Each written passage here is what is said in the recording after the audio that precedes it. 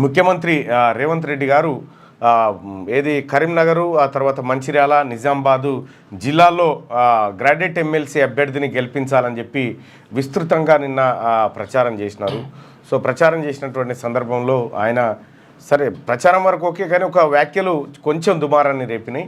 అసలు ఈయన గెలిచినా గెలవకపోయినా పెద్ద ఫరాక్ ఏం పడదనేటువంటి మాట ముఖ్యమంత్రి గారి నుంచి రాకుండా ఉండాల్సింది. ఆ మాట కొంత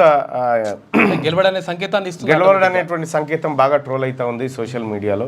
అంటే ముఖ్యమంత్రి గారికే నమ్మకం లేదు నరేందర్ రెడ్డి గెలుపు పైన అనేటువంటి మాట అక్కడ చెప్తా ఉన్నారు. సరే ఏదేమైనప్పటికీ మీ ప్రయత్నం మీరు చేసిరు, కానీ పరిస్థితులు అంతా అనుకూలంగా లేవన్న విషయం మీకు కూడా అర్థమైపోయింది. సో ఇంకొకటి ఏంటంటే ఆ మాట చెప్పకుండా ఉంటే బాగుండేది. ఏది ఇది ఉత్తదే ఉన్నా పోయినా పెద్దగా పట్టి అంటే ఉత్తదాని కోసం మనం హెలికాప్టర్ వేసుకొని 3 జాగాలలో పరిస్థితి వచ్చిందని కామెంట్లు చేస్తూ ఉన్నారు బీఆర్ఎస్ వాళ్ళు. బీఆర్ఎస్ వాళ్ళకి కూడా చెప్తా ఉన్నా, అసలు మీకు అభ్యర్థి లేడు ప్రచారం చేసుకుందామన్నా కూడా మీ ఓట్లు ఎవరికో కూడా తెలివై సరే అలా అటు పెడితే ఎమ్మెల్సీ ఎన్నికల్లో దాదాపుగా పిక్చర్ క్లియర్ అయిపోయింది. పిక్చర్ క్లియర్ అయిపోయినటువంటి పరిస్థితుల్లో ఇటు వరంగల్, నల్గొండ, ఖమ్మం ఎమ్మెల్సీ బీసీల వశం కాబోతోంది.